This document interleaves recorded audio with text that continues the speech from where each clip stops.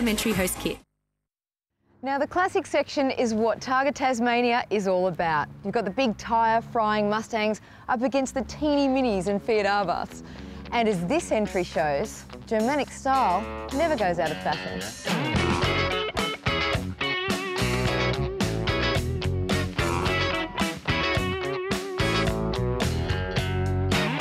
In 1968, BMW released the vehicle that would ultimately launch the auto manufacturer to success. At the time, the company was still struggling to right itself after the Second World War. The new 2002 changed all that. With a measure of sportiness and sophistication, the model defined what it meant to own a modern, compact sports sedan. Throwing it around the corners is Steve McClintock. It's been 10 years in the making.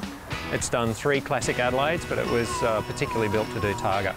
That's why we're here. This is my second Targa. First one ended in disaster last year on the prologue, but we're back with a vengeance this year. Same car, rebuilt. Combining a roomy interior with sports car handling, this 2-litre twin-carb 2002 Ti is certainly one of the timeless classics.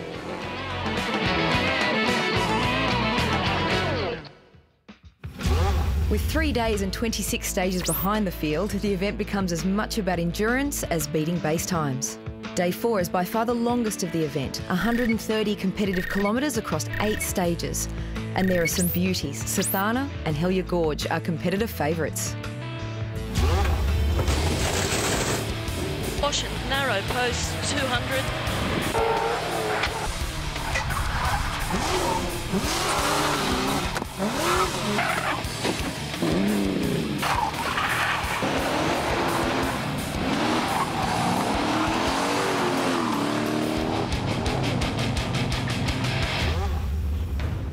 203 kilometres down, 232 k's of tarmac still yet to be negotiated. Stages like Sathana, Strawn and Mount Arrowsmith lie waiting. The event and the leaderboard are always reshaped over the mountains of day 4 and 5. Lake Sathana's winding road is a doorway to the Cradle Mountain National Park.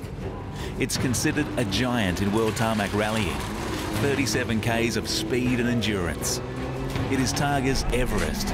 Many have tried, many have failed. Weeks began the stage, determined on increasing his overnight lead.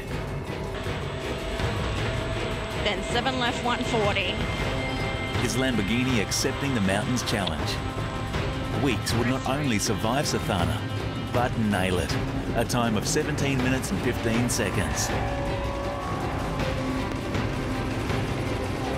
3, 2, 1, go! The Whites started the day no less determined. Weeks had thrown down the challenge. We're in strife if it rains. We sort of, I mean, it was only just damp, but we could feel that, you know, the car wasn't going to be very compliant. White would forfeit second place to Quinn. Quinn's Nissan is far heavier than the Lamborghini's. The downhill sections caused the GTR's brake fluid to boil and the car cut out. Its brakes went right to the floor. Is it? Yeah. Okay. 10 left, 140. Oh, come on! In the classics, Bill Pye and Grant Geelan made a charge. A blistering run on Sathana giving him second place. Worcester still in the lead, but he had a fight on his hands.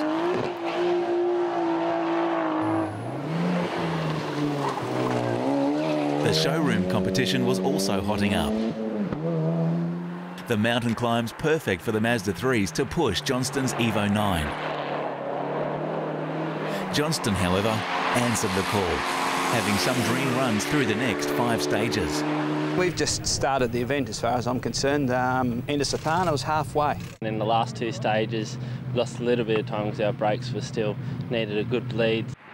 The field darts downwards through the silver and zinc mines of Rosebery. It was here that Brendan Reeves cut the corner, puncturing his tyre. Ian Smythe lost time and were given the mandatory 2-minute penalty for changing the tyre. On Hellier Gorge, Broadbent absolutely nailed it. His 74 Porsche on a knife edge. He jumped from 3rd to 1st in just 1 stage, 37 seconds faster than Worcester and Pye. The run into Strawn cost the Whites much more. White had started to lose touch.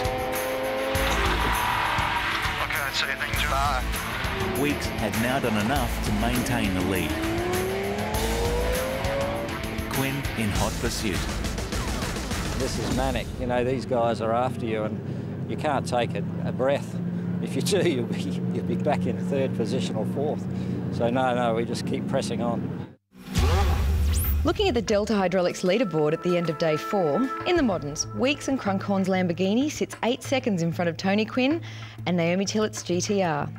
The Whites losing major time with their brake problems. The Vandenbergs wait patiently in 4th place. In showroom, Johnson and Stoneman are now dominating with almost a 3-minute lead over Warren and Denise. Reeves' tyre change pushing the Mazda 3 back to 3rd. And in classic outright, Broadbent and Godhere have started to pull away from their rivals. The Worcester Calais Next Skyline has started to fade after being punished all week. Chasing them down are Bill Pye and Grant Geelan. Stay with us, folks, because after the break, it's day 5 of competition action.